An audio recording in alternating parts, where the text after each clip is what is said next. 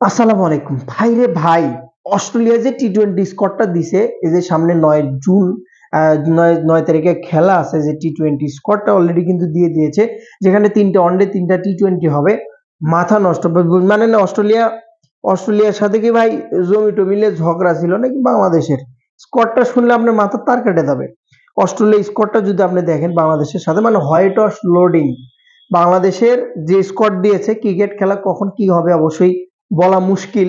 তবে এইটুকু বলবো যে যে টিম অস্ট্রেলিয়া দিয়েছে, এই টিমটা যদি বাংলাদেশের বিপক্ষে নামে, তো হোয়াইট ওয়াশ মোটামুটি 80% শিওর। বাকিটা বাংলাদেশের ব্যাটাররা যদি নিজেদেরকে মেলে ধরতে পারে প্রশ্ন সাপেক্ষে। মিচেল মার্শ ক্যাপ্টেন, ব্র্যাডলেট, কুপার কর্নলি, রে ভাই যে পরিমাণ ফর্মে আছে কুপার কর্নলি, টিম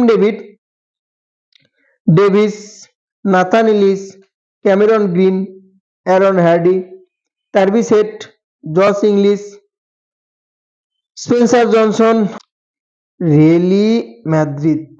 চিন্তা করেন আপনি, জস ফ্লিপ এবং ম্যাথুরেন্সো এবং অ্যাডাম জাম্পা, যে স্কোয়াডটা আপনি দেখেন, অ্যাডাম জাম্পা, ম্যাথুরেন্সো, জস ফ্লিপ যদি আপনি দেখেন, এবং রিয়েলি ম্যাদ্রিদের সবগুলো পারফর্মার আপনি যদি দেখেন, এবং কুনিম্যানও কিন্তু সেম, এবং যদি দেখেন স্পেন্সার জনসনও কিন্তু, Josh Inglis, Tim David, Aaron Hardie, PSL এ যেভাবে মাতে গেল পেসার জার্মি, Cameron Green Kolkata, Nathan Ellis, এবং যদি দেখেন শুধুমাত্র ডেভিসের নামটা কিন্তু আমার কাছে খুব অচেনা মনে হচ্ছে। এবং টিম ডেভিড, কুপার কলোনি যে পরিমাণ ফর্মে আছে বর্তমানে পাঞ্জাবের আইপিএল এ, তাতে করে যে স্কোয়াড অস্ট্রেলিয়া দিছে ভাই, এটা কি জমি নিয়ে ঝগড়া করে দিল নাকি কোনো একটা প্রতিশোধ নেওয়ার জন্য দিল? এত বড় স্কোয়াড বাংলাদেশের মতো, এই বাংলাদেশের সাথে এত টি-20 দুর্বল টিমের সাথে কি দরকার ছিল? নিশ্চিত অতীতের কোনো একটা প্রতিশোধ নেওয়ার জন্য এত ভালো স্কোয়াড কিন্তু অস্ট্রেলিয়া দিছে।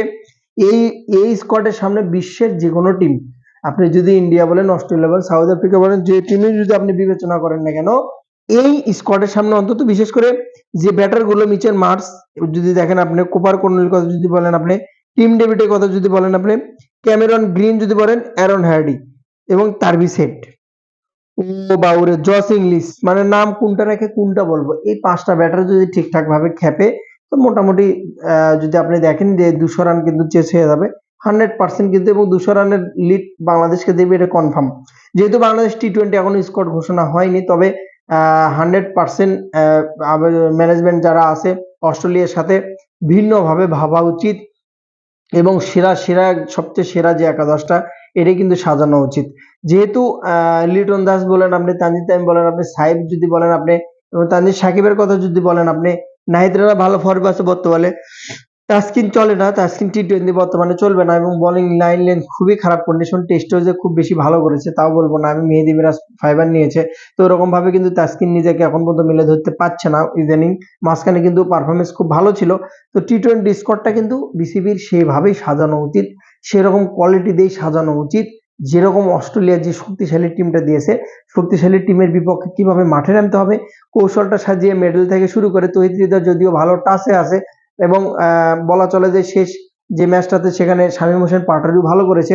ওপেনিংটা নিয়ে কিন্তু খুবই খুবই ভাবা উচিত, যেখানে আমি মনে করি পারভেজ ইমন এবং তানজিদ তামিমকে খেলালে আমি মনে করি বেটার হবে, সবচেয়ে ভালো হবে। ওয়ান ডাউনে সাহেবকে আপনি চাইলে খেলাতে পারেন, লিটন দাস আছে এবং তৌহিদ হৃদয়, তার পরবর্তীতে আস্তে আস্তে শামীম হোসেন পাটোয়ারি, বোলিং সাইড নাহিদ রানা। অপরপক্ষে যদি আপনি দেখেন যে টোটাল স্পিন ডিপার্টমেন্ট, পেস ডিপার্টমেন্টের দিক থেকে সর্বোপরি অস্ট্রেলিয়ার থেকে অনেকটা মানে সর্বোপরি পিছিয়ে বাংলাদেশ। তারপরে খেলাটা যেহেতু বাংলাদেশে, সময় সাপেক্ষে টি-20 খেলা, বলা মুশকিল কে জিতবে, তবে অস্ট্রেলিয়ার টিম দেখে মাথা ঘোরাটা যে কারো স্বাভাবিক।